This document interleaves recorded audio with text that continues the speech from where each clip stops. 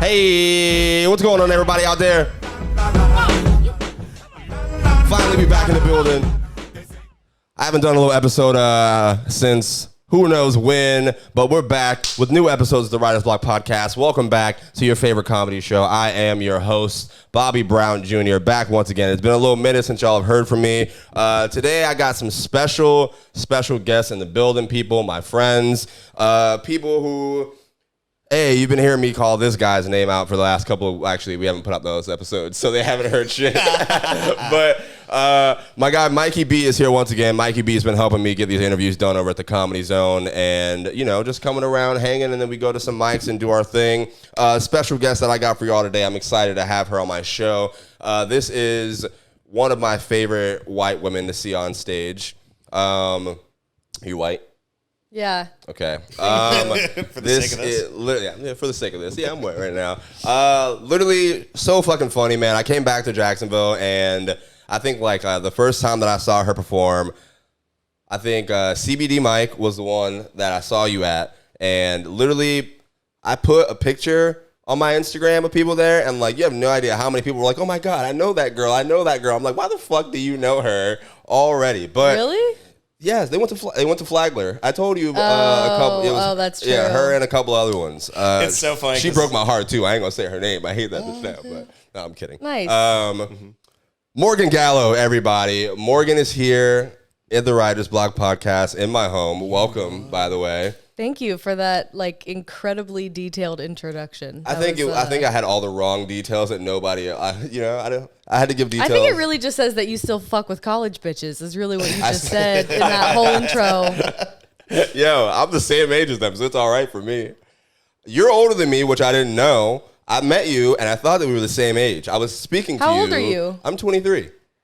Oh, okay. Hey, well, I'm only dusty 3 years bitch, older man. than you. God damn, you almost in the grave, man. Ooh, old ass. Were you 29, 30? I don't know. You don't have any better material other than to make fun of a woman's age. Come on, let's pick this. Isn't this a comedy podcast? Sometimes, yeah. Oh my God. But we're here. Morgan's here. We were talking about some mics earlier. You've been doing shows. Yeah, I've been doing a lot of shows. All right. What do you want me to? I mean, I could go over some of them. I don't know. We were just talking about CBD and the first time, that was my first time seeing you perform. So I guess we can still go there, with the workout room of the place. CBD mic, local mics. We talk about them every week. How do they treat you here in Jax?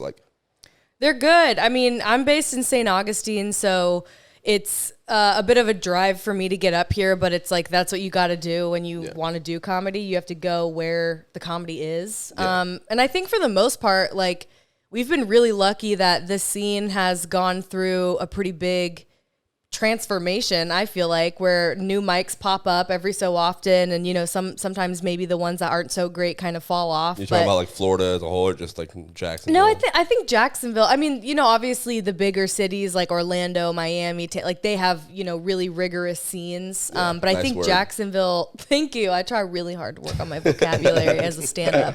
But I think it's good. We have a few almost every night, and for me. I mean, I like most of them. I'll say that. I like the majority of them. Okay. It's a very tactical. You want to name one that you don't like? Dog. Yeah. Name one you don't like or no? I mean, I hate the Justice Pub, but I think everyone hates the Justice Pub. So my first time there was last night. I did a show there Why do you hate it? I had never been there before.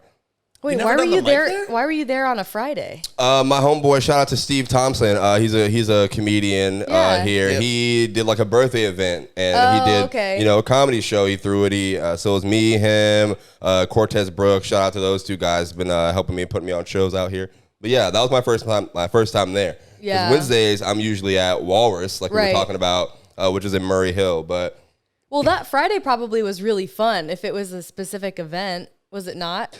Oh, I guess it wasn't. Was it? Mikey B knows the truth. No, all I know is it looked great on Instagram. Oh, that's I was all that about to say, kidding. I saw you being hey, dude, I mean, I got to fucking flex the crowd work muscle for six people. So, I was it was one of those nights where, it's realistic part of comedy is, sometimes you go to shows and there are not, it's not a huge crowd. Mm-hmm. You know what I mean? There are plenty of empty seats, you know what I mean? But there's 4, 5, 6, 7 people. who are there scattered around, Right. don't even fucking know each other. Yeah. You still got to go do comedy. You know, it's not like they're just going to close the whole thing. So Or it was there are very 20 hot fun. chicks that look mad the entire fucking time. Oh, you're dude, the performing. lesbians that Yeah, we dude. perform. Bro, we'll get to that. We'll get to that. The We'll get- gaggle of leses, like it was so tight. But yeah, so like it was one of those. It was a very fun show because like now, even in those shows, I wasn't going up there like, oh my god, there's nobody here. Blah blah blah. I was chilling. I was real cool about it. It didn't like feel any type of way, but it was just one of those nights where it's like, okay, this is gonna be a night where you got to work out. Like Yeah. this is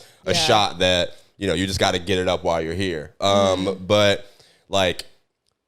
They usually treat me well. I've never been to Justice Pub before that night, but the other microphones, like the other mics, they treat me well. Except like sometimes, Walrus or CBD.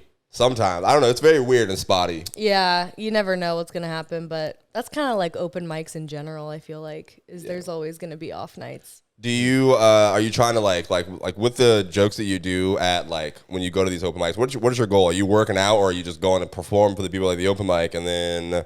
I'm working out for sure. Like I think there's I've learned that there's usually like two types of comics that go to open mics, and it's like the people that are there because they like it as a hobby and they want to make people laugh and they want to have like a good time, and they'll do old material, they'll do crowd, anything to get a laugh, like, which is totally fine. And then there are the comics that are like working on bits, perfecting bits, working on punchlines for a show or like for their next. And I feel like I'm at that place now where I do so many shows that it's really imperative that I work on a bit. And that's why sometimes I get insecure because I'm like, oh, people have heard this, like my mom bit. Like I've been working on that for a few weeks. Like you guys have heard it a few times, but you've heard like variations of it throughout the weeks. Yeah. Because I want to get it stronger to the point where when I do it at a show, it's killing and it's not just an open mic bit I did one night and threw away. So I think that's a very interesting point that you brought up. I see that in like a lot of. I think that's just natural. Like even with Mikey and earlier we were talking about like Christian and stuff. Like we literally go up there with the objective to work out something. You know what I mean? Or like all of us will add one sentence to a new joke that comes out. So I think it's very interesting to hear because sometimes I do that shit on accident. I'm just up there talking and I'm like, what if I say this right now? Right.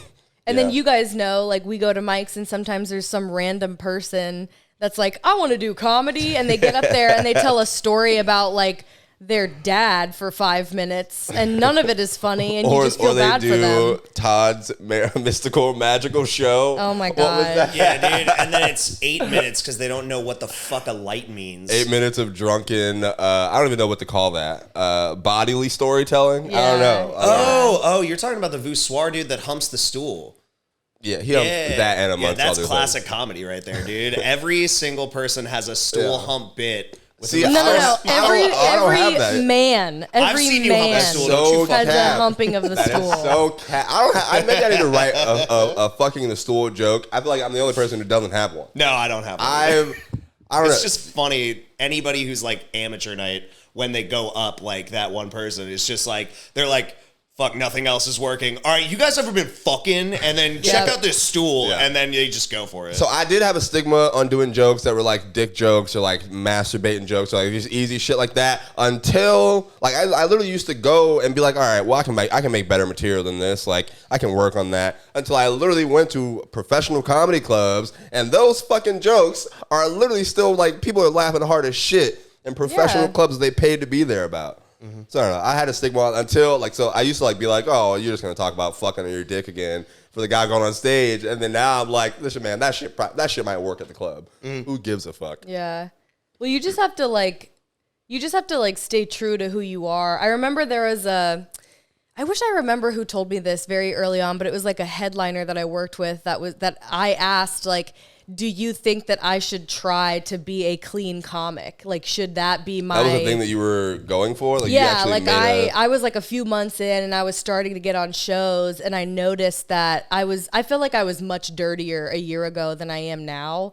And it was like, I didn't know if that was a good thing. And I asked them and they were like, but are you a clean person? Like when you're with your friends, are you shooting the shit? Like, do you say fuck? Do you reference dicks? Do you whatever it is? And Everyone I'm like, I am kind of like that. And they were like, well, then that's how you should be on stage. Because if you try to be something else, people are gonna see through it. And I thought that was so interesting because I do think that there's a lot of like, especially among like working like headliners, like there's a lot of ideas around, oh, if you're a new comic, you should be able to be 100% clean. You should have this, that, and the other thing. And it's like, yeah, but see, that's the 80s mentality. Right? I have not worked with any like the headliners or comedians who I talk to. None of them ever say anything like that. Like, well, you're pretty clean. What? You think I'm a clean comic? Well, I've never seen you on a show. I've seen you at Mike's, but. Okay. But in reference to like, you don't do like super sexual jokes. Yeah. You curse. Yeah. But you don't do super. That's what I mean by like dirty. Oh, okay. I thought you just meant like using like certain types of. I include that as language and not just. Yeah, joke I mean, material. depending on where you are, it definitely matters. Yeah. But I don't know. Mikey B. All right, Mikey B is also here, ladies and gentlemen. So Mikey. Hey. You've been going to be with He's these usually shows. not this quiet. Yeah. I literally. Well, this is a Morgan-centric episode. I'm not trying to. Mikey, no, we're all here, man. We're all here. I think me telling you to not be yourself. When Mikey has a strong voice, guys. Also, you guys are like chopping it up, and I'm not trying, because the worst thing in a mic or a fucking podcast, whatever this bullshit is, I think fucking is when two people are talking, and then it's like, yeah, and then it's like, and then you can't even hear the actual conversation. You are a part of the show. I want you to relax and fucking talk to us, man. Relaxed, I talk so much on this podcast where I'm the only one who hears everyone's voice right now, and I feel like I've been talking way more than everyone else, disgustingly. Nah, dude, you're good. But like you've been going to me with to the shows of the Comedy Zone, and I want to bring that up now because I'm scrolling through fucking the show dates, trying to see who we can book and all this stuff to go talk to, and guess whose fucking name I see on the goddamn Comedy Zone website, who will be doing a show, I think, for military veterans next week. This fucking bitch over here, Morgan. For the troops, Morgan. Bruh, I don't know. Yeah, I'm literally, let me pull this shit up on the screen. I'm literally scrolling through, like, trying to see who we can talk to and, like, who we can sit down with. And I see her name, and I'm like, wait a minute, what the I know this girl. Morgan, you didn't tell anybody about this. You haven't even posted about her or anything that I saw, at least. But you're performing at the Comedy Zone. What is this event that is April 6th? What is this? What will her feminist TikTok followers think, though, if she's going up to support the bigotry of the military? You know what I mean? We need to make sure these women feel safe with Morgan still. What if I just started reading what was on the website because I don't actually know what the event is? Oh my God, that's hilarious if you know. I got asked to do a fundraiser, and I was asked by Bob. I believe his last name is pronounced Laver. He's very funny. Okay. And he reached out to me a few weeks ago and just asked, like, hey, can you do, like 20 minutes? We're doing a fundraiser at the Zone, and I've been trying to get in at the Zone.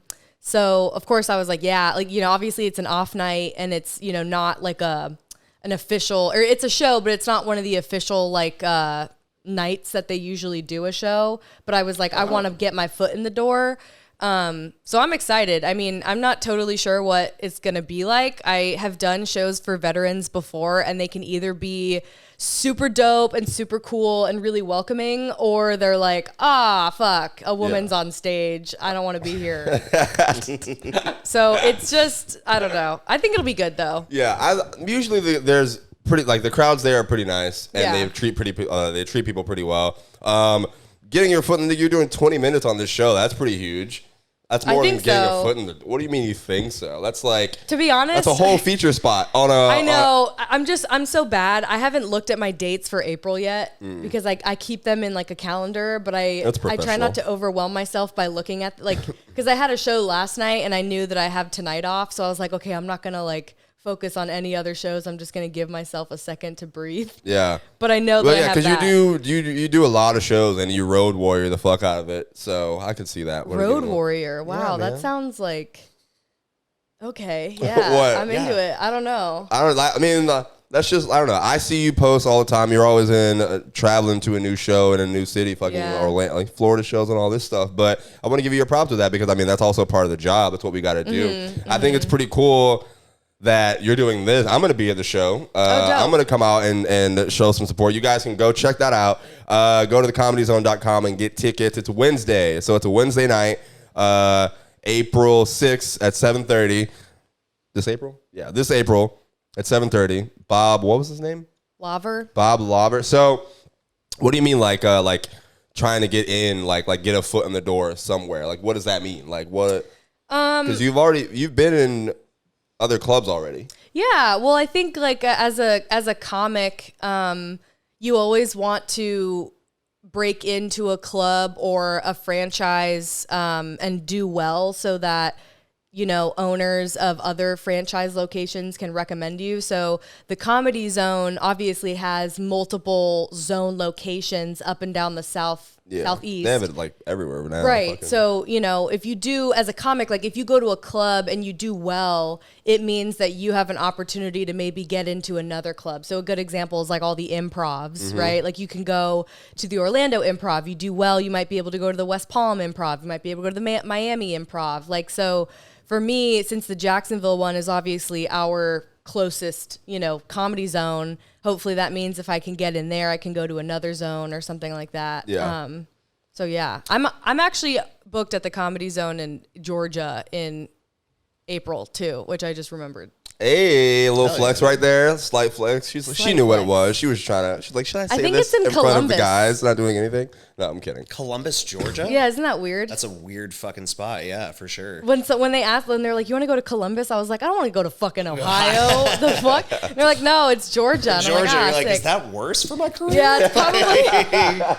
They're like, we'll throw you money for a hotel. I'm like, oh, okay, how much are they going to give you? And they're like, they said $70 because that's how much hotels are in Columbus, Georgia. Hell yeah, dude. I hope it's another Ramada, dude. Bro, oh my god, that's literally what they I think have. that's like one of the I grew up here and I honestly didn't know that the Comedy Zone was here. Like when I was a kid, like I was a fan of comedy, but the scene here, they didn't advertise it very well. They didn't put it in your face very well. You know what I mean? So like now I'm looking at it, and when I'm going there for the first time, I drove right past it because they don't have it's not a Comedy Zone sign outside of this one. It's like a Ramada Inn sign. Yeah. And then there's a marquee right under that. And it was off the day that I went over there. Yeah. So I'm driving past the hotel like 3 times before I went in. I think this is the only one that's like a Comedy Zone and a hotel though. All the comedy. I don't know, because I think the one I'm going to is like a music venue. True. Like I think I don't know if the Zone. I mean, we could literally look it up. We have the internet right in front of us, but it's more fun to do this. But I think the Zone is like kind of like bonkers. Yeah, it's more fun than just talk and I have. They have like venues, and they rent out the venues through the production company, so like through the Comedy Zone, or I guess Funny Business or whatever the parent company is. I don't know. I don't know, some shit from the 80s that they thought was clever and they've kept for 40 years. That's literally all it is. Hey, no. The Fun House, baby. You don't know who listens to this podcast. Chuckles and Fuckles over in Orlando. No one who can help us, probably. Also, it's wait, okay. Can we go back to the fact that we were trying to talk about Mikey and then we brought it back to me? I want to make sure that listen, we talk Morgan, about Mikey. this is your first time on the show. Mikey's been on the show like 3 or 4 times. He's part, he's here now. Once. But I mean, He's here now. Well, he's like, he's been on 3 or 4 times. It's like, you mean I was taking photos for 3 of those 4 times, fucker? He did walk in confident as fuck with a venti brown shirt. He came through my back door. He didn't even knock on the front door or anything. Just like he owns the fucking place. Like, you walked us through, have a front door to their house? You walked us through the inside of this apartment the first time I came here and walked us out of the back that same day. Yeah, because the cars are over there. Yeah, no, exactly. Ooh, all of a sudden. Hey, go ahead, tell people I got a new apartment. Flex, man, fuck you and your front door, dude. Every time sexy now, ass apartment. I'm gonna kick through the back fucking door every time now, dude. Out of spite. All right, so Morgan, give me now back to Morgan. Let's talk about. Oh God, it's just. Thanks for listening to the Writer's Block podcast. We'll be back next week. Give me like your inspirations for like why'd you get into comedy? Who did you watch? Obviously, We got to talk about it. We got to, because that's important to figure out who the fuck you are. Like for me, like I'm asking you because like I'm gonna take these and I'm gonna watch you on stage and be like, okay, I can see a little bit of this, a little bit. Yeah. Who'd you like? Who'd you grow up watching? I mean, weirdly enough, I feel like I grew up watching Carlos Mencia and why is that George funny, Mikey? Lopez. Why is he giggling? It's obviously, because of everything that happened with him. Yeah, That's why it's funny. My dad used to put on Comedy Central, and I was like young, but like not too young to like not understand it, but young enough that I kind of was like, I didn't know what comedy was, and I kind of just thought these guys were just like talking. I don't know. But okay. I grew up watching like George Lopez, Gabriel Iglesias. Is your family Spanish? Yeah, my dad's from Argentina. Got it. Okay. And I grew up watching like Family Guy and like Robot Chick. Like that was like for some reason, my dad and I bonded over like comedy TV shows and stand up. That's cute. Yeah. And then right when the pandemic hit, I had a friend say to me, like we were FaceTiming and I was like making him laugh a lot, I guess. And he was like, have you ever thought about trying stand-up comedy? And I kind of was like, I mean, it sounds cool, but like, how do you know how to try stand-up comedy? I always thought, that's something you do if you're like in LA or if you're in New York. Like you can't do it anywhere. I think it's so crazy that like people who aren't comedians think that like even today where like they're like, oh yeah, how do you even try comedy? I'm like, no, you could like anybody can put their name on it. Like everyone puts their name on the list. Yeah, it's not hard at all. Exactly. And then I had one of my friends actually lives in LA, and I told her about it, and she's like, oh, my friend took a class and she did like a performance at the end. And I was like, oh, I would love to do that where I could do a class. Cause I'm a very, I don't know what the word would be, but I like to Structured. Structure. I like to be very studious. So I wouldn't want to just go to a mic and just like free form it. So I'd signed up for a class. The studio sucked. The owner was a dick. We all know the story, whatever. The first time I ever did a podcast, I talked about him and I got kicked out of the studio and blacklisted. And I remember it was just the funniest because it was just an old dude teaching comedy and like it helped me learn structure, but he was a dick. And nobody important listens to this podcast like that. They're not going to blackball you from anything.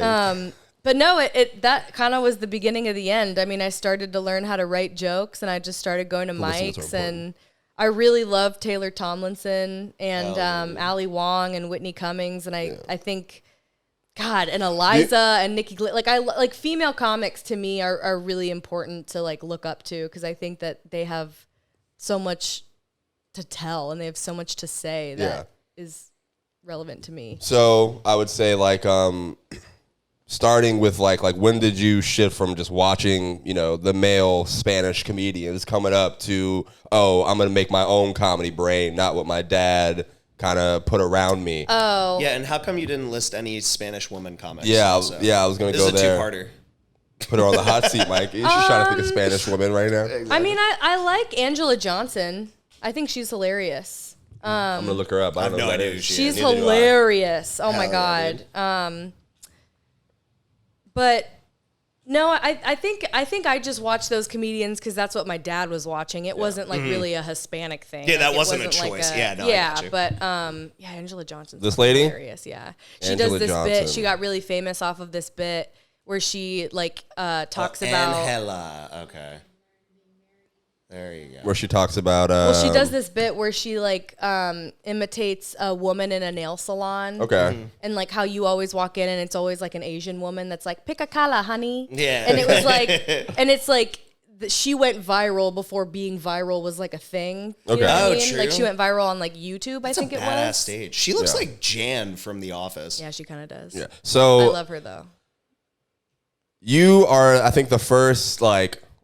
You're not the first woman guest on the podcast, Female but I think you might be you might be the first female comic on the podcast. I'm gonna have to look at my list of people who've been on the show before. But it's interesting that that you were saying like that's important for you to look up to them right now, or and like why do you say that from today's perspective? Like You don't look at any of the other like the male comedian to. Oh no, of course I do. Oh, I thought you were exclusively only like. No, yeah. women. I mean, I love Sam Morril, obviously, like Mark Norman. Like, there's like I could name a million, and everyone would be like, yeah, they're great. But I think for me, like, I have always had the perspective that being a female comic can be sometimes not something that people see as a weakness, but like sometimes it's hard to break through that like stereotype when you first get on stage. But I like to think of it as a strength. Stereotype of what?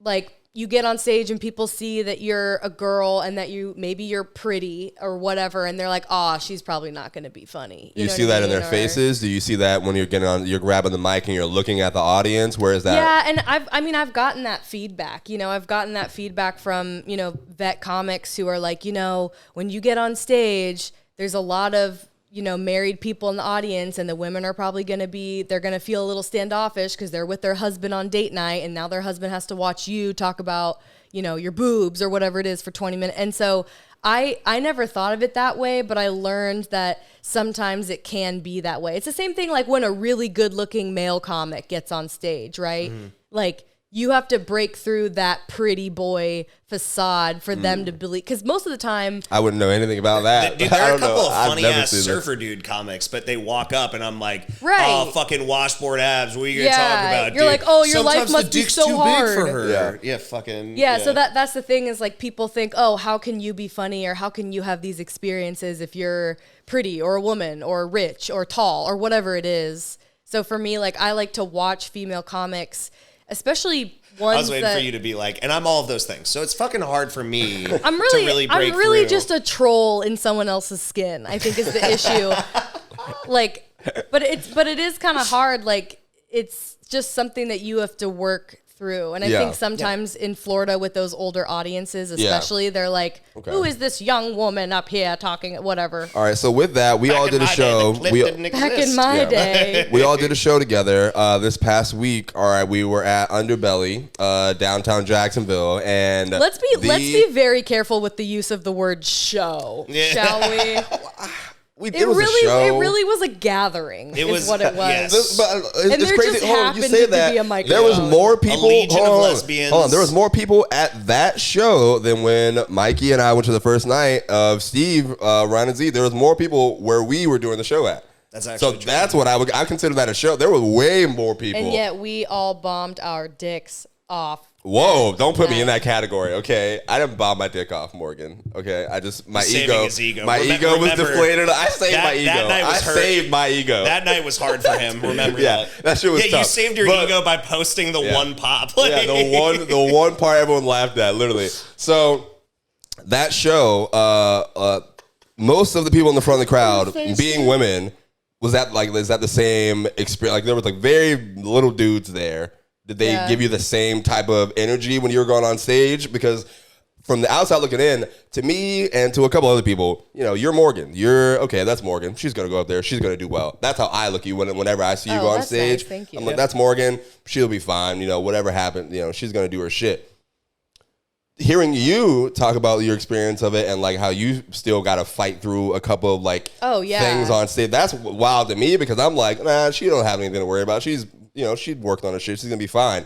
Performing in front of those lesbians, was that the same as there were two lesbians. Literally, it was I asked them in the joke, and she said that all of them were lesbians, so that's what I have to tell you. Fuck with you. But I have to roll with that. You got to let it live now. Every time I see one of those women, they're lesbians to me. I'm never going to try to talk to them. That's like a good point. Like, I feel like, too, as a female is, I was nervous going up that night because when you see that the show and I don't mean to say we all bombed in like a we all suck type of way. I just mean like the energy was not there. People understand on this bombing doesn't always mean that you're doing bad. There's a lot of factors that goes into bombing. Yeah, and I just felt like the show started off on like a really low energy note. Absolutely. And we weren't able to pick it up. Absolutely. I mean, Mikey at the end was able to finally fucking raise the energy. Mikey headlined, right? You did the show? Yeah, were you there for that I spot? went home and cried. I came here and took a shower. I went to bed. Okay. Luckily, luckily I got to like fuck with them in a way where they broke more, which was good, thank God. But yeah, no, they were hard to fucking crack. They were, Well, you were still intimidated that night, performing for 20 women, being in the front, the first people you see? What I was going to say is, like, I got up thinking, okay, I may not be able to work on new stuff tonight because I want to get them to laugh and I want to actually, like, break this crowd in. And because they're women, I'm like, oh, I'm going to do the jokes that I know they enjoy. And it worked for a little bit. I think I ended up doing 12 minutes. And I felt like the first half was relatively strong. And then towards the end, it really just like bottomed out.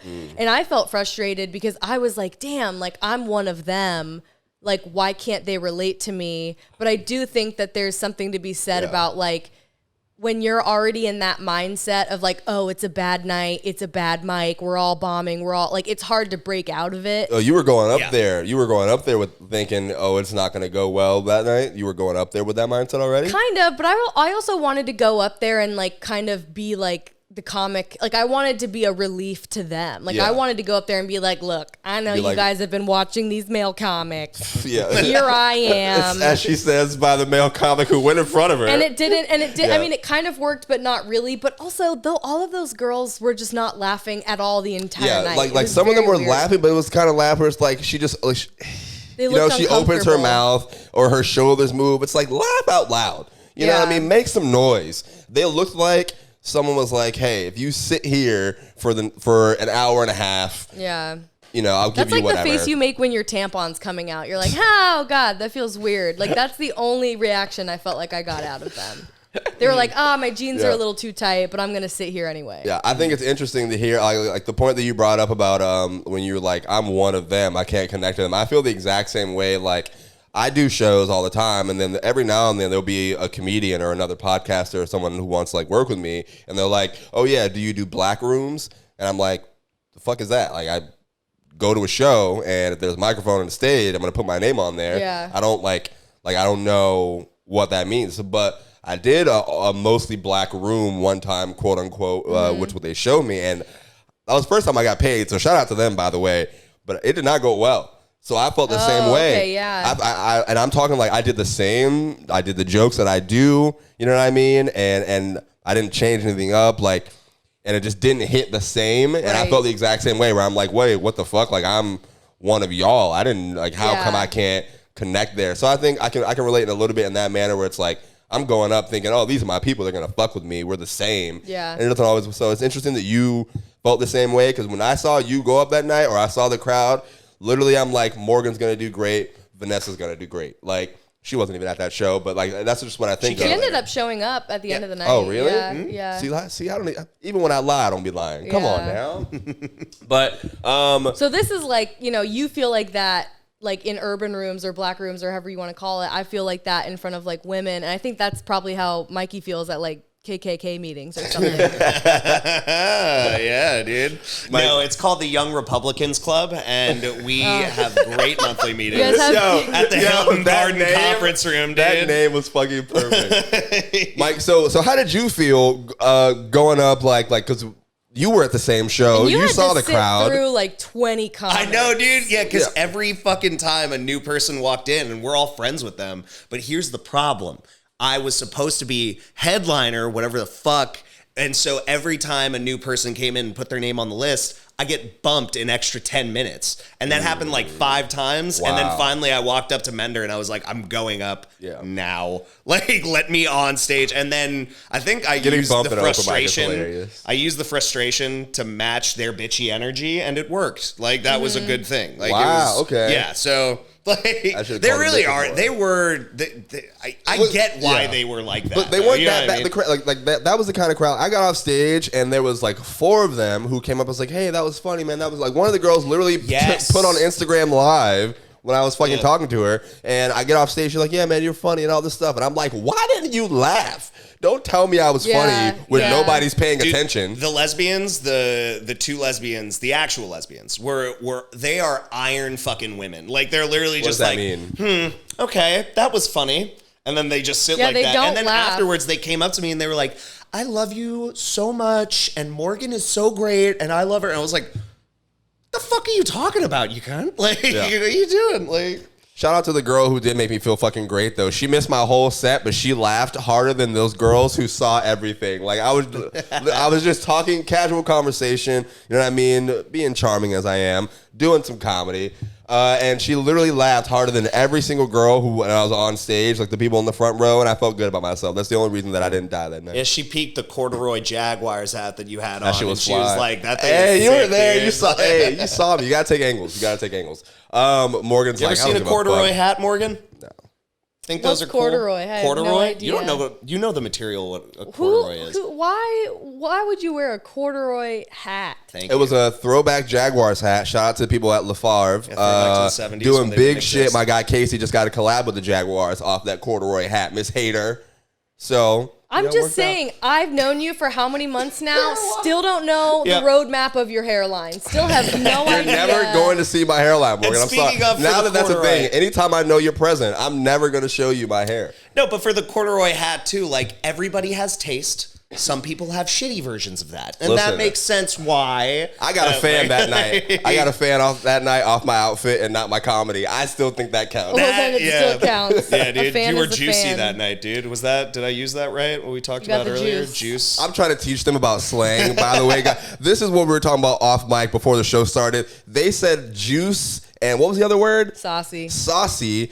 And your meaning of it was completely different than I what. think, let's just take a second. Okay. If a guy texted me, Okay. If a guy texted me and said, "Hey, send me a saucy pic." Yeah. You should It block would him. but it would be a picture of something saucy, like a tit or like a foot or something, right? Whoa. Yeah. And if, all right. Okay. and if someone came up to me and they were looking at my outfit and they were like, "Dang, you got the juice."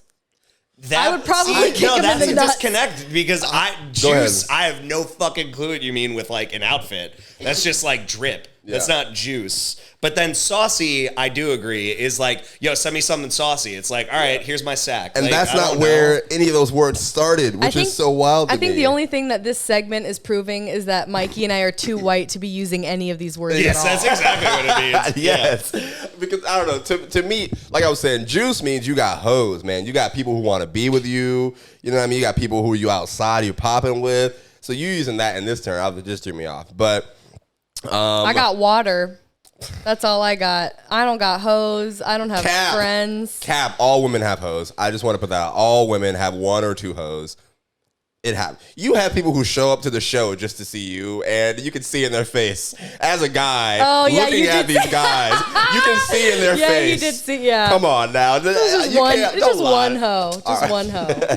He's just one hoe. What is that like? Like, have you ever had an issue with like someone that you were seeing, or like if they see like a joke that you do or hear a joke that you do that kind of messes up, or not messes up, but they don't really vibe with that well? Because like I had jokes about like I had some cheating jokes or whatever, and I'm talking to a girl at one point, and she's like, yeah, like this joke, like is that how you're really acting? And like while we're hanging on that yada yada yada, and I'm like, well, number one, yes, but two, it's a joke. Like I've only dated one person like while I've been doing comedy, and Okay. they were also a comedian. So I've never had an issue with someone being like, that joke makes me uncomfortable. There have been times, obviously, when like my friends or something will be like, "Don't put that in your little skits" or whatever. But yeah, I've I never. hate when people say that to me. It's like you think you deserve to be in my skits. First of all, Yeah, That's what we're gonna yeah. call 'em. That statement gives me AIDS every fucking time. I'm just like, ugh.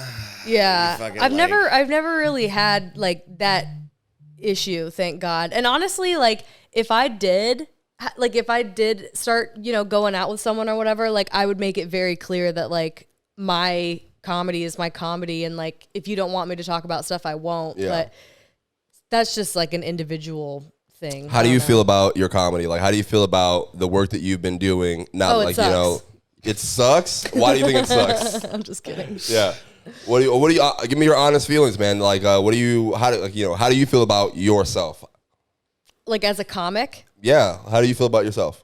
I am proud of myself. I feel like the last probably like 6 months, I've really like leveled up, like writing wise. I feel like I've been What does writing. that mean? Oh yeah. I feel like I've been writing stuff that has a little more substance to it. And I have a lot of jokes about like, I have a lot of jokes about like being bisexual and what that's like in comparison to men, and then like dating men. And sometimes I feel like I lean too hard into the trope of like a female comic talking shit about men on stage. I was going to say, I thought those jokes were going to kill in front of the girls. Right, and they didn't. Your chunks. It was weird. But I think now I'm at a point where I'm more open to sharing parts of my life and joking about parts of my life that maybe aren't actually funny, but you make them funny. Yeah. That's great. Like literally once I learned that like jokes start off not funny. Yeah. Like, you don't know that. Like nobody tells you that. It doesn't have to be funny. Right. When you're putting it there. Yeah. Like was that hard for you when you like trying to make, you get a very mundane thing, but you got to figure out how to put a comedic spin on that. Like, is that a difficult task for you, or are you better now? Yeah, I mean, I think it'll always be difficult, like, because as you grow as a comedian, like, the topics that you're taking on get more complex. So, like, the level of difficulty stays the same because you should be pushing yourself.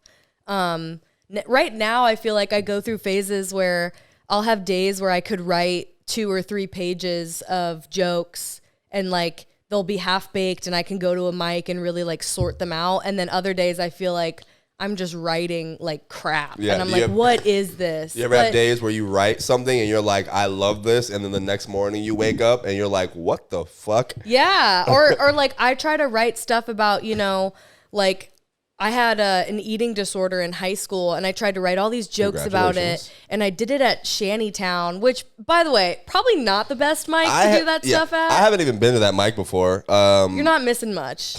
You really haven't? Listen, they think it's the best mic ever. They were talking about it at the show. But, oh yeah, Mender loves that place. I mean, it is. I mean, it can be fun. It's just like, it's not the type of crowd that you can go up there and talk about that kind of stuff. I feel like they really... What kind of stuff? Like deeper, like actual real life things?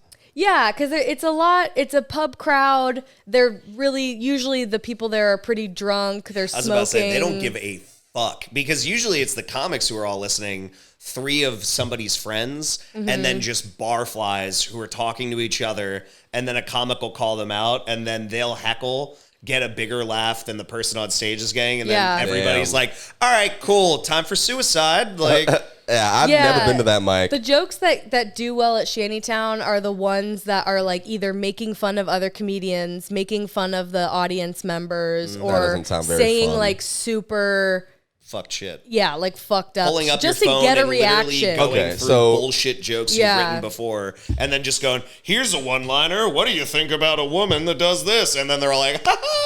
It's like, really? Yeah, how do you feel about? All right. How do you feel about heckling? He just brought it up in what he was saying. Have you ever been heckled like badly? Have you ever been? Of course I have. Give it to me. Give it to me. Our Ink Factory show. Oh my God. That was a mess, dog. I've been there was a woman one time that stood up and told me to get the fuck off the stage. Really? What were you saying? What pissed her off? I was doing jokes about I was doing these jokes about my mom and how she was a firefighter, and they were a little sexual. And I still the stool? I still do them. I still do them every once in a while, but back then, seen these yet. Yeah, back then they were like way dirtier than they are. Anyway, she was annoyed because she, as a mother, was like, "You shouldn't be talking about your mom that way." Okay. And it wasn't a show; it was a mic in St. Augustine. It was a long time ago, but that was very fun. And then Mikey and I did a show a week or so ago where I actually had a gentleman in the front row who made it his mission to guess every punchline I was going to say. Really? That's annoying. And I could not get a word in edgewise for this guy. And yeah, it was a gay black dude. So he was like, I am not only gay, but I am also black, and I think this queen is slaying in the middle of her set. And you're just like, what the fuck is happening? Was he drunk? Was he? Oh, he was super drunk. He was drunk off his ass, and he was with some like plastic Miami women. Yeah, and they Jesus like Christ. Why do you have to call them plastic? They were fun. They were what they were. I called them out. They all laughed about it. We had fun. Right. She said, I drive a 4Runner. I called her poor. It was what it was. Nice. But, that was, yeah, dude. He was a monster. Like, so Was he right? Number one, did he get jokes right? Was he? Well, so I did 20 minutes.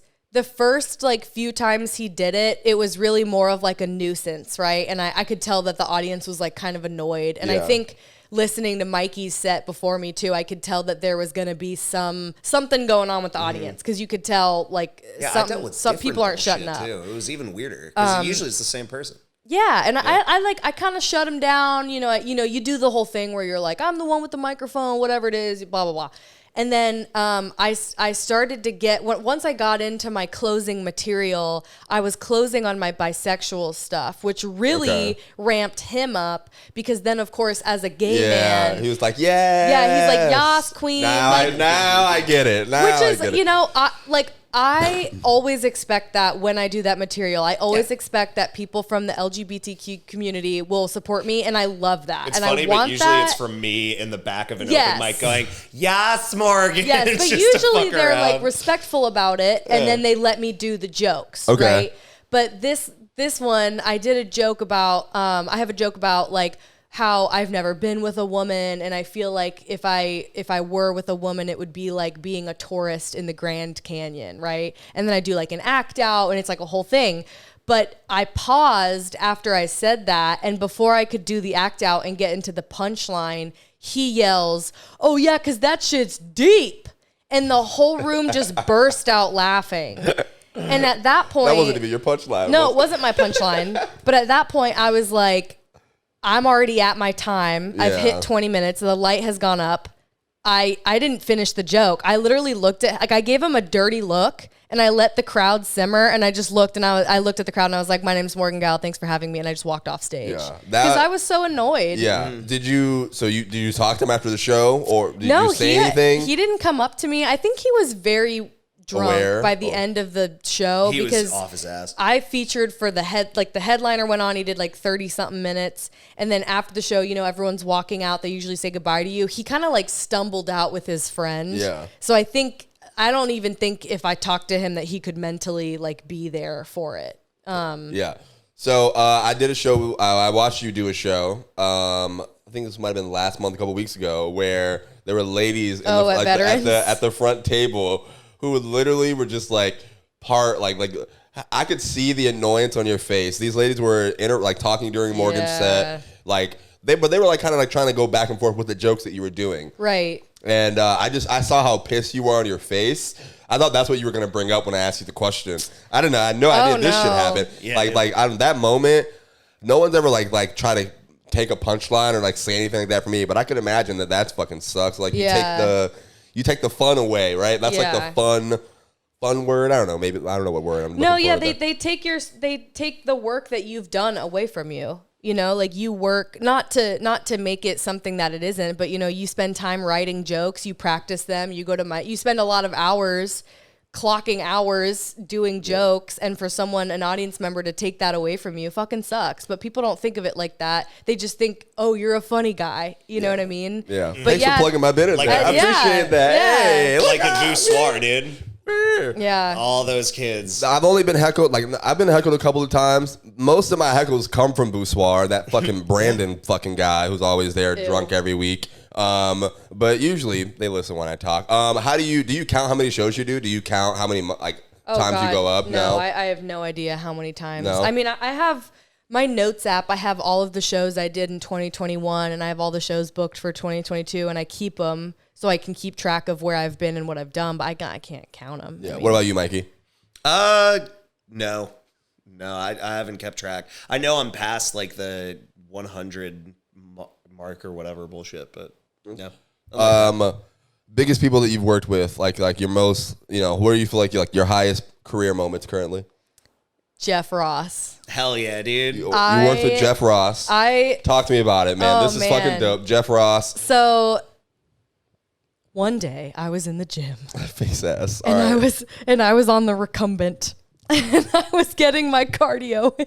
Okay, I didn't even know what that was. I'm glad you kept going. It's that bike where you sit and do the... Oh, okay. Yeah. So you weren't even working out. The machine was working out. I got a call from Renee, who is the booker at West Palm Improv. And she was like, hey, are you booked on any shows this weekend? And I was like, yeah, why? and she was like, do you want to feature for Jeff Ross? And I was like, yeah. And I kind of had to like ask her, you know, like what do I do about, you know, canceling shows? Because I think that's always a shitty thing, right? Is when you have to cancel a show, but you have a bigger opportunity. Yeah. So it's kind of like, how do you navigate that? It just depends on what's happening. Right. Because a lot of these bookers don't give a fuck, man. Like, they don't care really. But you never know. Like, you never, especially because I was booked out on a club weekend that night. It wasn't like showcases. So it was like they had booked me at the club like months before, whatever. But I ended up reaching out. They were very understanding. I told them why. Obviously, I was like, just so you know, I'm not canceling for like, you know, a brewery in wherever the fuck. I'm actually doing like the improv. And so I did 5 shows, 2 Friday, 2 Saturday, 1 Sunday with Jeff Ross. I opened for him with like 20-25 minutes. How was that? How'd that go for you? It was incredible. Nice. I mean, I was really nervous because obviously I've featured before and I've worked in the feature space, but when you do it at an improv, it's completely different because you know the theater goes up to 500 people, 600 people, so you know. Silence from that many people is a lot louder than silence from 50 people at a bar. I see your point. But no, I ended up doing really well every set. And there was one set in particular, it was Saturday early show, and it was packed. It was, I think the max was 550 people. They had to open up the back sections. Like every table was just full of people. Hell yeah, and it bro. was like, it was the most incredible feeling. And I remember like getting off stage and like Jeff had helped me workshop a joke before the show, and like I did it and it went really well, and he was like, I'm proud of you, and I was like, I'm gonna shit my pants. Yeah. Like damn, yo, I'm happy for you. That's very fucking dope, man. Yeah. So today you're like, that's like, you know, everything was a great weekend. It was rocking. How did you feel like the next day, like after like when I did Shantytown on Monday. When you came back to reality, you came back to hang out with us. How did you feel doing a show immediately after? The highest room that I performed in was 218. It was Comedy Zone. Ali Sadiq was in town, and the next night I went to I think I'm in Rain Dogs, and that was where I got the joke from, where the audience was one blind, like literally the just the juxtaposition of those fucking days and my emotions. Did you feel that at all? Like coming off amazing fucking weekend, performing for 500 all these people, and then going back to, you know, where we work out. Yeah, you know what? Weirdly enough, I actually like prepped myself for that feeling while I was driving home. So like I had to drive home Sunday night after the show. I got home at like 3 a.m. from West Palm, and I had to go to work the next day. And I knew going home, I was like, I know tomorrow I'm probably going to be sad because I'm coming off like a 3-day high. So I let myself just like relish in the moment. And I don't even know if I actually went to the mic that Monday night. I might have given myself the night off because it was a really like draining weekend, like emotionally, physically. You like did it was 5 like shows. a lot. Yeah, you did a literally professional weekend. Yeah, bro. so I think I gave myself the night off, but I actually learned from Crespo, who I'm sure you've heard him say many times, you know, he does the Florida Theater with Theo Vaughn, and then he's at Voussoir fucking talking about whatever, and he addresses that a lot as a professional comedian. It's like, you go and you do these crazy things, and then you're number 15 on the open mic list the next night, and you just gotta. And so I that's what, like, I kind of brought it up as like doing this, like doing what we do. There is lots of times where there's no action at all, nothing's happening. We go to these shows and we're in our brains like we don't fucking know what's about to happen next. We don't know. If opportunity comes, but you're just going out there. And you know, there's no action until 1 week you have like everything, or like the biggest thing that you've ever fucking done in your life just pops up out of nowhere. It's crazy. So out of curiosity, because we've talked about this before, like talking to professional comics and like bigger, like larger than fucking what we've done before comics, like Jeff Ross and shit. And I feel like some people are always curious about how those interactions go, because some people like get starstruck or whatever. Oh yeah. Can you talk about like the idea of asking for advice in a way that isn't like oh, annoying. you're literally Mikey, so that is big, that's and a so great question. cool. And I don't know, I've seen you on Comedy Central and it was really cool. So like, what was that? Like how did you approach him in like more of a human way? You know what I mean? That is a great question, Mikey. Yeah, I am a big like, I don't know. I like to make sure that whenever I'm in like a headliner's presence, I guess I don't know what else to say. Yeah, you're literally talking like but even like a Japanese starstruck. a Japanese peasant in front of the emperor, dude. But like, I always like to make sure that I just treat them like a human being because I think that they think it's annoying when people treat them like, oh, you're this big, whatever, because especially as a comic, like, you're not a pop star, you're not a singer, you're not going out there and stage diving. Like, you're talking about your life. You're just a normal human being, and then you happen to get famous. You know what I mean? So successful at comedy. I took the time. I remember the first night, like, I just hung out in the green room. I just kind of like, asked him like, hey, as your feature, is there anything you want to tell me? Like, because sometimes headliners will be like, don't say this, don't say that. And don't come out to this song, use a different song. Yeah. And he didn't really have anything. But I just kind of chatted with him. He was like, oh, how long you been doing comedy, blah, blah, blah. And then the second night, I asked him, hey, like, who was the biggest person that you opened for when you were my age or when you were as far into comedy as I am? And then I got him talking about Norm Macdonald and his life. And because I really wanted to know about him, like, I really wanted to understand what it felt like to be in his shoes. Yeah. And I think that got him to start telling me about, like, when you're your age, you got to do this. And he thought it was amazing that I even drove 3.5 hours to do those shows. And I was like, are you kidding me? That's the job. Of course I would do that. And then I think, like, after that, I kind of said to him, yeah, I have this one joke that I really like, and it kind of doesn't work. And he's like, oh, is it that one joke? And we started talking about it. And he's like, what if you did it this way? And it kind of just naturally happened. I didn't really straight up just be like, hey, what advice do you have for a comedian? You know, like, I let it happen naturally. Yeah. That's a better way to go with it. Like when I first started doing stuff at the Comedy Zone, like, one of the things, like, the rules per se, was like, I can't say I'm a fan of you. Like, I can't talk to the comedians like, yeah, I love you, I'm a fan of your work or whatever. Right. You got to speak in certain words. But yeah, like, just treating them like they're regular people. I will say there are some comedians, though, who they don't even think they're regular people. Like I'm not going to put names up. Like, the first time that I was like if I go to shows often. So, I'll talk to the comic. I'm like, hey, great set. It was nice watching you tonight.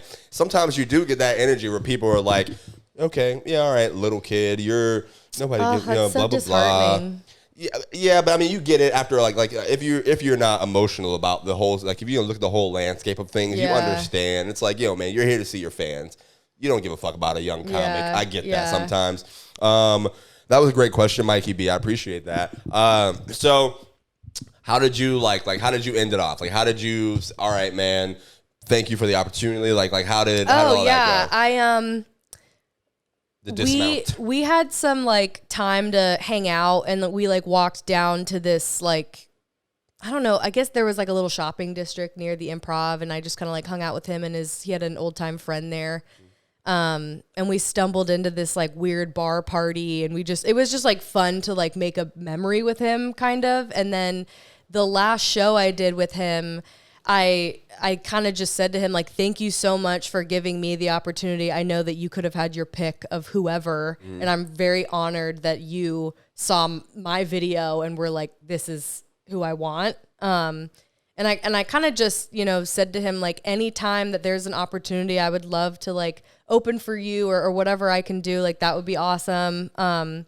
And then I always make it a habit to like wait a day or two or sometimes 3 and then message the person again. Yeah. Just to keep it top of mind. I think that's so fun. I did the exact same. Like when you first get a headliner's number who's like they're selling in clubs and shit, like Ali or Tony Roberts giving me their numbers. I'm looking at it at my phone like, nah, I'm not gonna text them today. I'll wait. Yeah. I'll talk to them like next week. I'll send some shit next week. Is that but either way, that was dope to hear. I saw you post that on, I think I saw it on Instagram the first time that you posted it, and I was like blown. I was like, holy shit. Morgan's out of here. Morgan's gone. Oh my God, no. Morgan's I wish it worked like that. I wish it worked like that, man. Yeah. Mikey B, I'm gonna ask you the same thing, man. Where do you feel like, you know, like what your highest moment per se? Like I know you're still, you know, we're all young comics, still working, trying to figure things out. What is that like for you?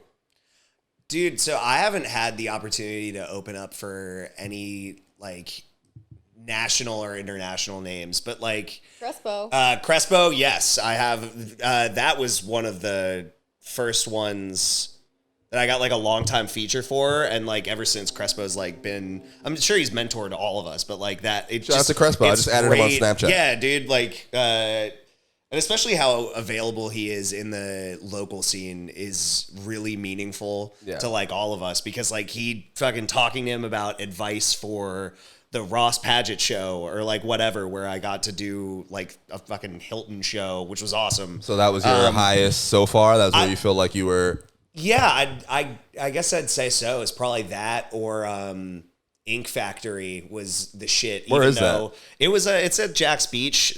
That was the first time they put on that show, but getting to meet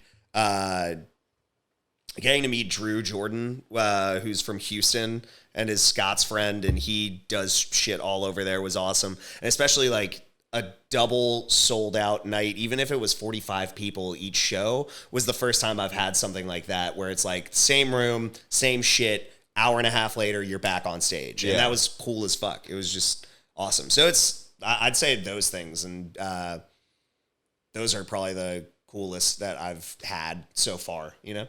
How do you react to like when you see someone else post? Like obviously I know you guys. I know that you're not fucking you're their win is my loss kind of people, but at the same time, we're competitive. What we do is competitive. You know what I mean? What the fuck? You're gonna hit me? Sorry, no, is that on camera? Wanted to fix my sleeve. Morgan just raises her arm like, don't you dare fucking. I'm wearing an oversized t-shirt, and I wanted to fix my sleeve so it didn't look like I have a giant that was arm. very alarming. I was thinking you're about to smack the hell out of me, yo. Hey, yo, Chris Rock, watch out, man.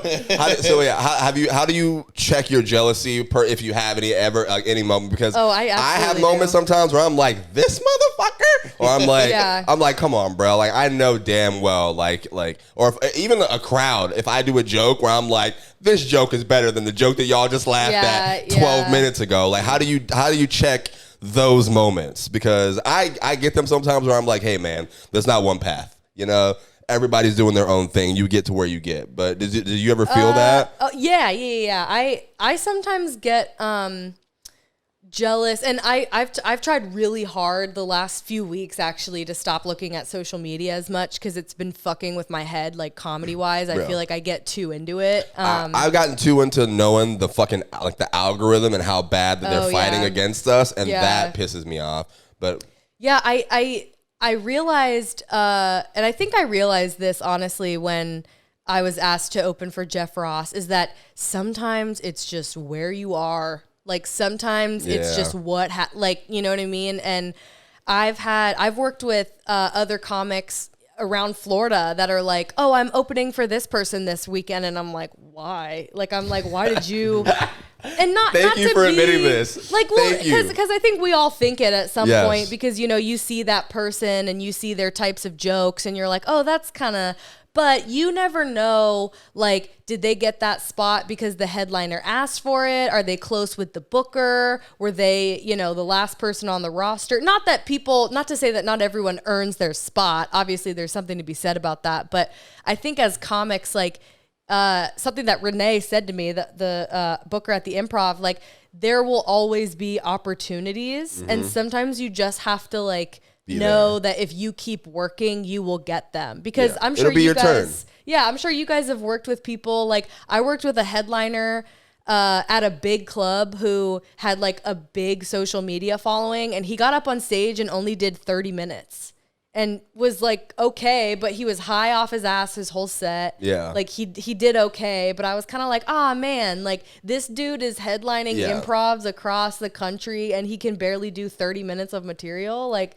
so it's not always the prestige you think it is, I guess. That is the exact point. Like there's always going to be opportunities. There's always going to like with what we're doing, literally all of us have done different things to get us to whatever the hell we're going to do.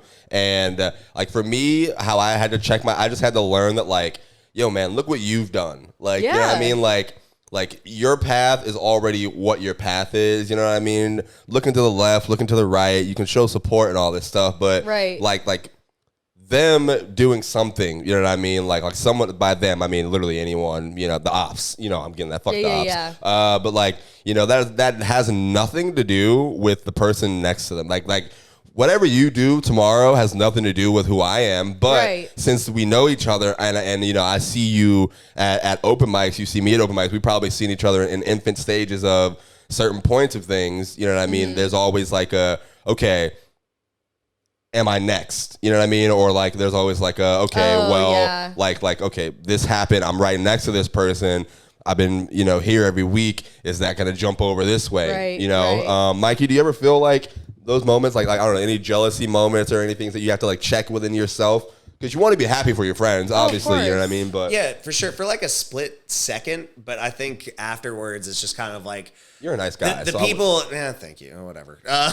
Yeah, fuck you, dog. But just, I don't know, like it's seeing you guys, like really for y'all not, because I see you guys working. So I'm just like, yeah, no, it makes sense that they're getting an opportunity. You know what I mean? Yeah. Like when it comes down to, if I see somebody that I think blows and they're still getting opportunities, then I'm just like, fuck it. Christian, we're talking about you. Yo, don't do my dog like that, man. That's my guy. He's taking it to fucking heart. He's like, I knew Mikey didn't like me. Listen, buddy. That's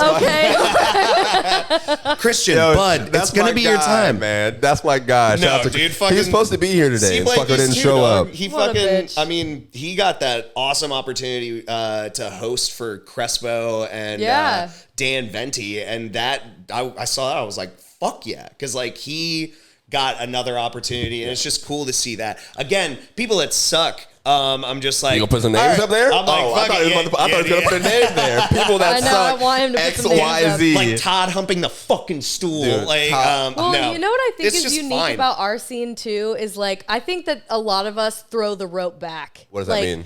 Like whenever I do a showcase, like I always recommend Mikey to the booker after I do that showcase. And my friend Danny, who's in New Smyrna, Danny Esposito is a great Danny Esposito is the shit. And Crespo has done that for me numerous times, and Daisy, I know he's done it for you. Yeah, Daisy did that for me. I got to make more friends to do that. Daisy does that for me. Daisy did it for me too. I was like, what? I'm still like.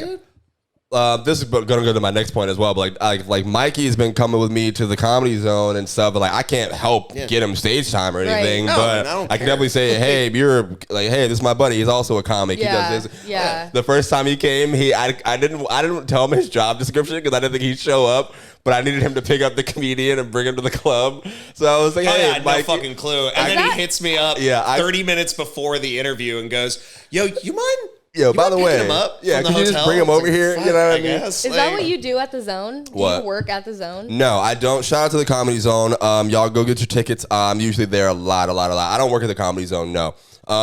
You know, I'm a barker for the club. I bark for the club. I bring people to shows with me. You know what I mean? And I try to, you know, make content that is going to get people to want to come out to the show over time. You know what I mean? Thank you. I appreciate that. Yeah. Like that was part of the whole like the jealousy thing that I had to check because I moved back here and I moved back to Jacksonville in August. Like I had no idea the Comedy Zone existed or any of that like here in Jacksonville before I left because I wasn't a comedian when I was coming up here. But coming back here and hearing stories of people who are also podcasters and comics and they were trying to do the same thing, you know what I mean? And like people always ask me, how'd you do that? How'd you like, you know, do you work there? Like, did you set this up? Yada yada yada. And I'm like, hey man, I was there. Yeah. I literally like the first episode that I Vincent Bryant, shout out my guy Vincent, first professional comedian who ever did my podcast or ever gave me a chance or anything. I hit him up on Twitter because I knew he'd be in town. He was supposed to come to my studio at the house to do the show. He couldn't make it. I literally packed up all of this stuff. Some of it I didn't have that, and I just went there. We recorded the interview in the room in the lobby Literally, Nice. the room in the lobby, they had no idea who I was. So they saw that video. And, luckily, shout out my girl, Jenna. She's not there anymore right now, but I love her till the end of days. She helped me set that up. So what I was getting at was like that moment where I'm jealous of someone else who's like, oh my God, you're out here doing a show. You got booked at this club and this club. Mm-hmm. They're paying you now. What the hell? You're working with this person. And I'm looking at what I'm doing and I'm like, oh shit, look what I've done already. Like there are literally people who are talking to me like I'm somebody. Yeah. And I'm like, no, I am doing this in poverty. That's what Mikey and I were talking about before this is like, you really don't know how people get certain opportunities. Like, they could just be waiting in the green room for someone to walk in and they just slither their way into and I think sometimes that's where comics get upset with each other, and sometimes I have to check myself as I'm like, wow, you're only doing that because you basically begged the headliner to do that. But when you do that and you are the kind of person that's always like, can I get a guest spot? Can I get a guest spot? Can I do this? You get a reputation for being too eager or being a little desperate to do that shit. So it's sometimes you don't have to be jealous of those people because it's you don't want to. That's what's the easiest thing to check for me was that I just had to learn yo dog, I'm grateful for what I'm doing because someone else was trying to do this before I was even back in Jacksonville. Right. I wasn't even here. Yeah. And just timing and how all this thing worked out. Like your path is your own path. You know what I mean? For sure.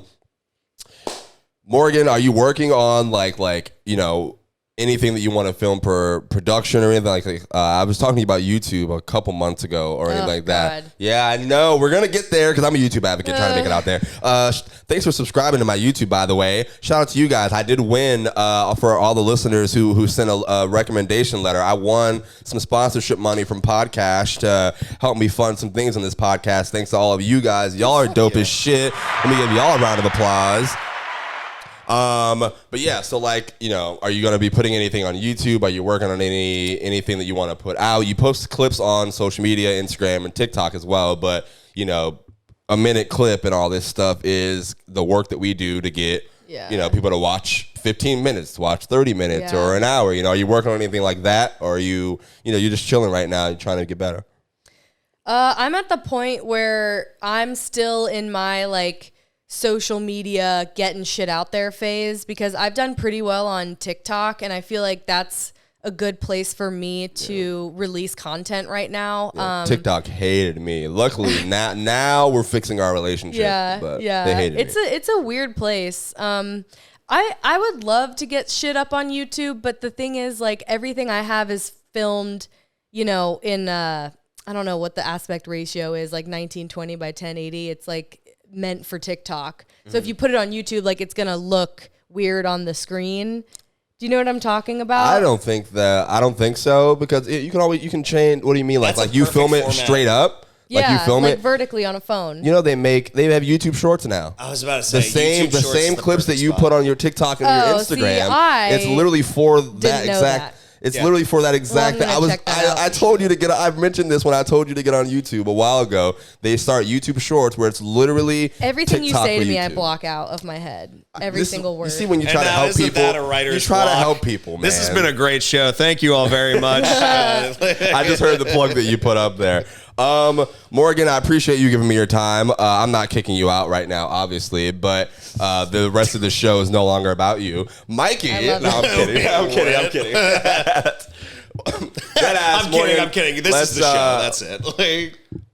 So I thought you didn't like me the first time that we the first Mikey 4 said times. that I was literally going to stop talking to you. Everyone thinks I don't like them. No. I didn't say I didn't like you. No, you thought I didn't like you. I said I got paranoid. I thought you didn't like me. I don't know why. I guess I just give off that vibe. The first 4 times I attempted to talk to you, you really did not look like you gave a fuck about who I was introducing myself. And that's what if you didn't say hi back that 5th time, I was never going to talk to you again. But luckily we're here today and it's very nice. That's so weird. I don't know why. You don't remember? Do you remember the first? You remember me approaching you the first time? Was it at CBD? It was at CBD. You were wearing your lesbian bisexual flannel or whatever. Nice. That was when you were in your flannel phase. I think it was the red one. I know. I haven't with worn the a flannel black. in a minute. Yeah, you changed. You changed. Yeah. You're changing right before our eyes, Morgan. Yeah. But no, literally the first 2 times that I was like, hey, Morgan, what's up? You were like, oh, hey. I was like, I'm so into. But I get it. You didn't know me, so I didn't take it as disrespect or anything. You know what I think it is this is gonna sound like bad, but let like, it fly. I think there are so many, like, you guys get this. I feel like there are so many new people that come in and out of the comedy scene that I usually don't make an effort to get to know someone or to become like a comedy pal with them until I know they're serious about it. Okay, so for me, when people say stuff like that, that always throws me off because everyone puts the word new in front of that here, and that's so confusing to me because it's like what do you mean new? You know what I mean? Because like you there are haven't people seen who are them calling before. me. Okay, now that makes more sense. I think we got to make a new word because like there are people who are like, oh yeah, you know, he's new, and then we're talking, and I'm like, you were like kind of new to Jacksonville comedy, were you not? That makes more sense. Yeah. Okay. I didn't with understand the fucking semantics. It's not semantics. It wasn't about you. It was just a matter of like there have been like 5 or 6 people who are like, oh yeah, he's new, like we're new, and I'm like, you just get pissed off when people call you a new comic. I do. You're not a new comic. I do. Because I'm not, and it boils my fucking. Which I'm not an accomplished comedian, you know, but it's just the way that you say people it. call me new. I am new. I'm only a year and a half in. I mean, you're I gonna don't be call you're you gonna new. be new. I don't call you new. You're gonna be new until you're like 5 years in. Like that's because that's usually like the threshold that. People Okay, start I think for me it's just like I don't know. It just depends on the person calling me new because it's like, nigga, who are you? Like, you know, introduce yourself and then we can talk. But it's weird because like you guys see like at Voussoir, there's always a random new person there that's like Todd from off the street or like someone's friend, and it's like you don't know if they're there because they want to do a set and they're just like, oh, I should try this, or if they're a legit comic and you. Okay. So once I start seeing you more regularly, I'm like, oh, okay, yeah, they're a comic. Like that makes more. I think for me, it's just a matter of like I don't know. I watch people, and even if we haven't spoken or met before, like, you know, if I think that you're good at what you're doing and I'm taking inspiration from that, I'm like, okay, this person can push me to get better at my own self. You know who's a bitch no matter what? Who? Fucking Christian Blaker. That motherfucker is such a dick. You should have showed up, Christian. All right, you should have been. Does he listen to your podcast? Not every episode. Okay. I don't think anyone listens to every episode except the fans. Shout out to you guys. We're like an hour and 20 minutes in. He's probably Christian over Blaker now. On Instagram. Christian Buddy Blaker, dude. Yeah. That's the one. Morgan, do you have any questions for me? Do you have any? Mikey, I was asking you the same thing. I'm out of the things that I had in my phone. I'm just chilling now, man. But like I comedy nerded out the fucking death, but what'd you just say? I said I understand what this episode is. Oh, what is it? No, I'm kidding. And thanks for explaining that you didn't hate me when we first met. Oh my God, I really don't. Now, me saying that was the way to get. I don't know. And your attitude. And no, I'm kidding. And just like my whole demeanor. Yeah, everything about you. No, it's just everything. I get it when your explanation of it though, like you know, you just, you know, if people are new to you, you're like, why do you give a fuck to go out there? I don't know. For me, I don't know. I'm a social guy and I do this, so you know, me meeting someone the first time, I'm like, hey, like, you know, this person's good at what they do. I would love to talk to them and figure out more about them. But that was my approach to it. I didn't take offense to it after the second month. So it's all good. But yeah, do you have any questions for me? Is there anything you want to know? I just interview the shit out of you and you don't know who I am. I'm new to you, so. Oh my God. Yeah. The drama. New. I don't know. That word won't bother me. What are your comedy goals? Comedy goals? Man, like, for the I just want to be good at comedy. I want to be good at stand-up, number one, and I want to make my name in stand-up, which I had to, like, I learned that, and then I started toning down on everything else I was doing and putting out, because I used to do, like, Bobby's Booth and shit, where I was just, my friends were artists, so I'd rap with them and stuff like that. But, like, for comedy goals, man, I want to be able to sell out and be in clubs, professional comedy clubs, tour, like you. I want to, like from what I've been doing, and I want to do what you were doing, man. You hit the road all the time. You go do these other shows. My comedy goals for this year is to get the fuck out of Jacksonville and hit the road and perform, you know, Atlanta, Gainesville, like Tampa, all these other things, which, you know, like, so I would say my immediate goals right now is just a matter of finalizing my like half-hour jokes that are good jokes, you know, because the ones that I do at the open mics and stuff like that, like, they're not, obviously, we only get like a certain, like 7 to whatever, 10 or whatever, if the host likes you and shit like that. It's fine. We can't hear that. If you hit that one, you'll hear it.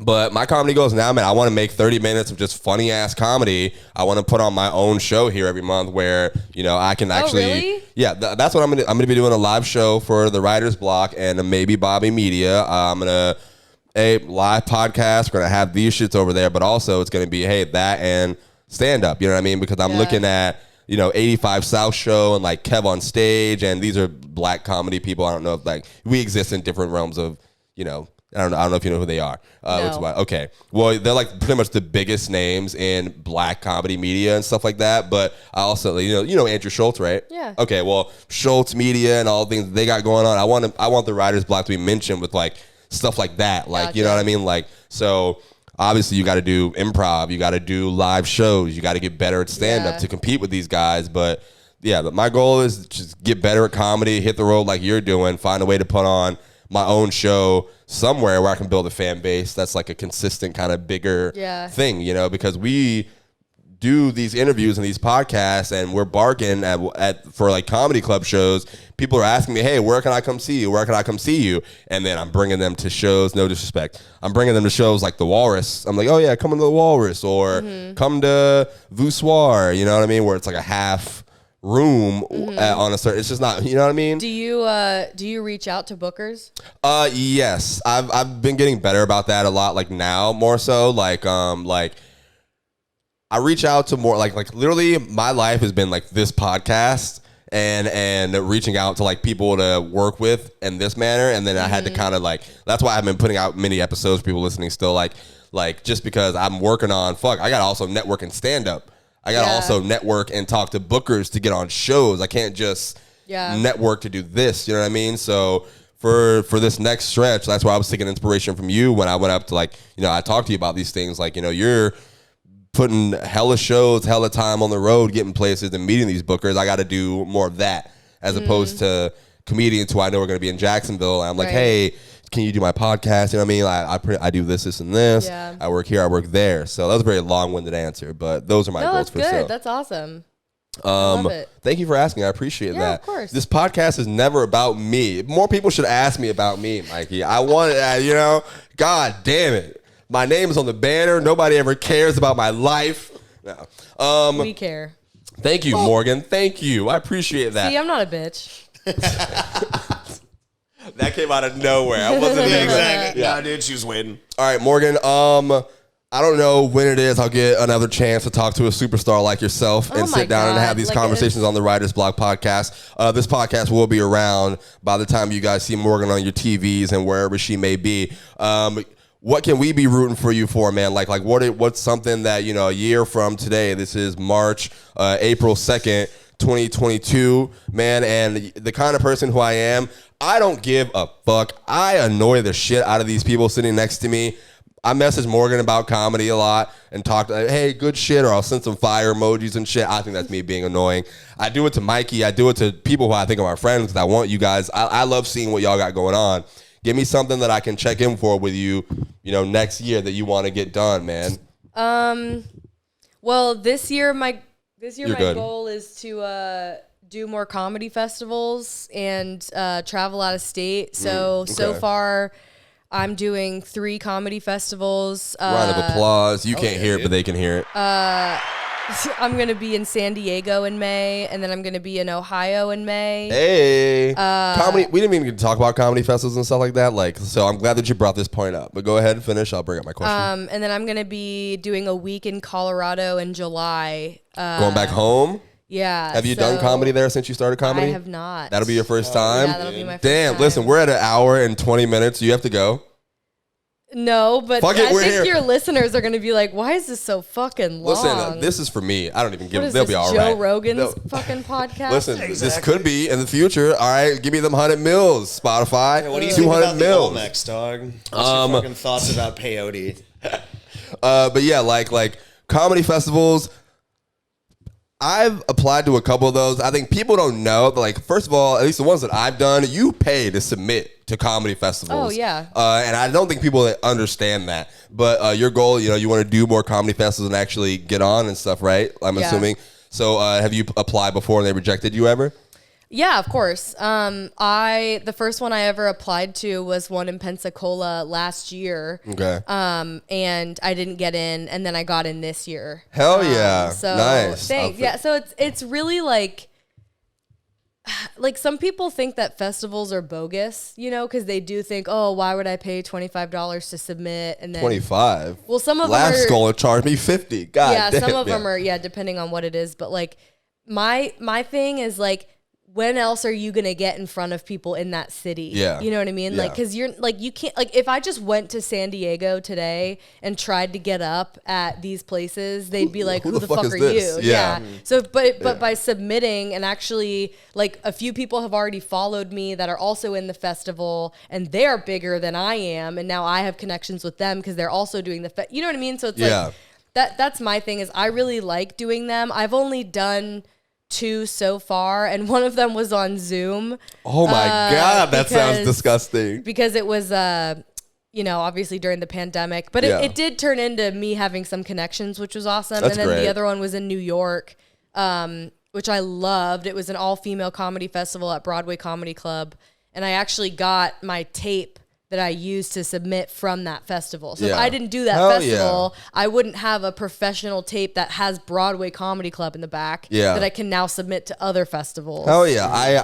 I've submitted to 2 of them. I got rejected from both. The Laughing Skull was the first one, which the video that I sent them at the time was horrible. Maybe I should try it again this year. And then I applied to one in Houston with my Comedy Zone set, which I get that I didn't get that one at the moment. You know what I mean? Because like the 5 minutes that I have at the Comedy Zone that I put up, it's not perfect. It's not all great, but I didn't edit the bad moments out because that's what I was as a comedian, Oh, yeah. I think they don't like when you have an edited video. Usually on the festival submissions, I've noticed that they say like it can't be like a best of moments. It has to be like 5 like things that you did continuous minutes. But yeah, like I tell people all the time, man, you pay to do comedy at this level. Like we are paying to do comedy. You know what I mean? So even when we're doing videos at the Comedy Zone or Morgan's out here working and doing whatever she's doing, we're still paying to be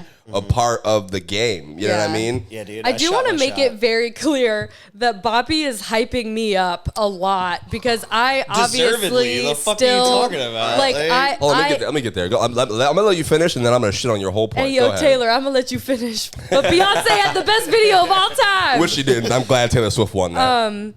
No, but seriously, like I obviously like I'm still on the ground floor. Like I'm just very hard on myself. So I am very ambitious when it comes to like I go out of my way to make sure that I'm booked. I go out of my way to make sure that I'm traveling because I think it's important like for where I want to go with comedy. So I never want anyone to think that I'm like, cuz I'm really not. Like, I'm just doing what I'm going to let you finish. I'm just going to edit all that out. Guys, nice. Morgan's this shit. No, I'm kidding.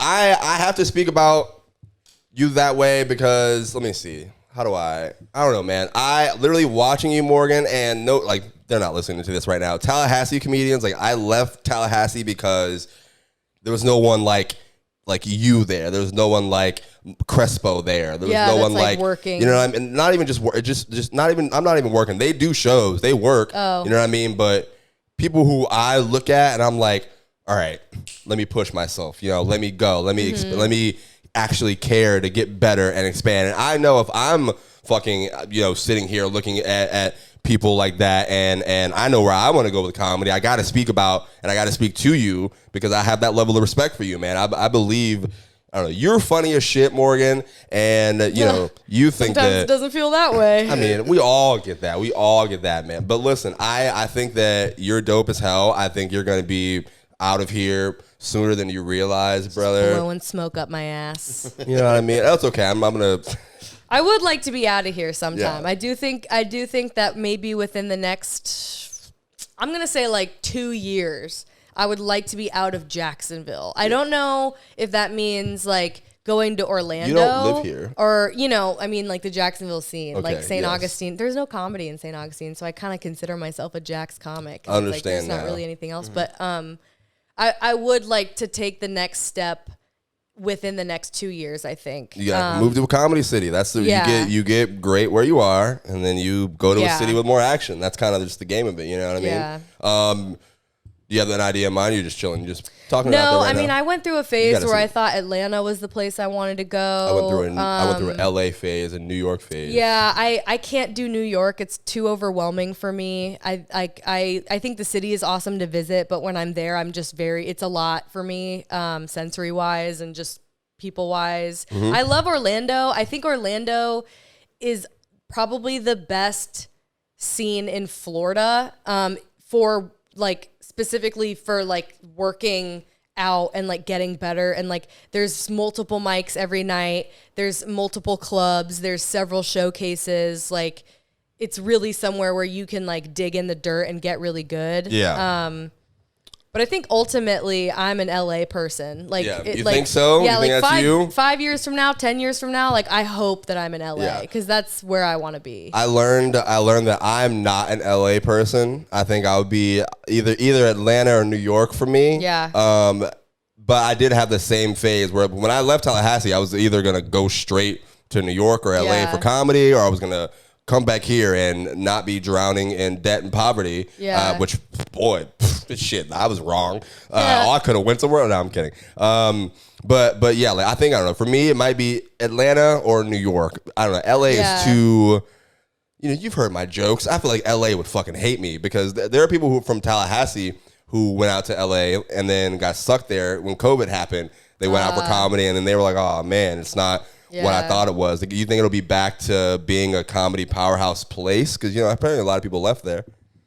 I don't know. I mean, I am from the West Coast, so like I appreciate that culture more. Like I love, how do I say this politically correct? I have enjoyed my time in Florida, but this state is not for me. Yeah. Like I would like to be back in like where you're from, the blue part of the country. You know what I mean? Like that. All this water around here. What do you mean? Our water's like, blue. Pussy libtard land. No, I've been to LA multiple times because my best friend lives there, and she's a makeup artist, so she's in the industry, and she's like really, she has like a good sense of stuff out there, and I have a lot of comedian connections out there because of like online stuff that I do. So. Yeah. For me, it's not whether or not I see it as a comedy mecca. It's just that I think is for your personal because I've worked with several people that have said like you should go to LA after seeing me, and I think that means that because they know what the scene is like out there, they're like, oh, you would do well there, you should do you know what I mean? Mm-hmm. Yeah, so for sure. That totally. To me is like a goal, but you never know. It might change. I mean, shit, we might even switch. You might be in New York, and I fucking... Yeah, I fucking hope not, dude. I appreciate you spending time with me, Morgan. This isn't the longest podcast. It actually might be the longest Writer's Block podcast ever. But where can people find you? Where can people check you out at? Hopefully you start this YouTube up because your clips would go fucking crazy. I do have a YouTube. It just only has like 1 or 2 videos on it, but my handle on most social media platforms is at Mama of Jokes, MAMA of Jokes. And then on Instagram, it's just Morgan Gallo Comedy. That's where people can find me. Or if you just look up Morgan Gallo, usually I pop up. Not a ton of people have my name. Hey, that's something that's fucking beautiful. If you type in Bobby Brown, it's just death, drugs, and fried chicken. Yeah. It's fucking trash. Thanks for listening to another episode of the Writer's Block Podcast, guys. Your boy Bobby here. My socials at Maybe Bobby. Maybe Bobby on YouTube, everything. Thank y'all for helping me get some freaking sponsorship money for this show. It's going to be used very, very well and wisely. Mikey B, where can people find you? Where are you at? What you got coming? Mikey B on the beat on Instagram. I'm a cheesy 90s radio host. That's basically where that name is. At least you're self-aware. Yeah, there you go, dog. Talking about that while you use applause breaks on your podcast, boy. Like, I'm clapping it up for y'all. I'm giving y'all flowers. I got shows coming up in Jacksonville within the next month, and then other than that, dude, the second Morgan said, "Yeah, I've been reaching out to bookers," I'm like, God, I'm fucking dumb. I should be hitting up Booker or some fucking so. What have you been doing? That. No, I'm kidding. Yeah, no, exactly. Other than that, hopefully posting more skits and shit soon, and that's basically it. Yeah. All right, guys. Mikey B, Morgan Gallo, and your boy. We are out of here. Let me get a song ready so I can. What do I want to play today? You know, I know what I go with. All right. Earthquake was a great show. Benji Brown was a great show at the Comedy Zone. We went to go Steve. How do you say his last name? Steve Ranazizzi. Steve Ranazizzi, which is Kevin MacArthur on The League. So you guys keep going to the Comedy Zone. Go get some tickets at the Comedy Zone. I got interviews with Spencer Neal. He was Earthquake's feature opener. And then I got one for Rob Ward coming through that Mikey has also been helping me on. So I'm going to put those on my channel. You guys go run that the fuck up. Shout out to those guys. And we gone, man. We out of here. Peace.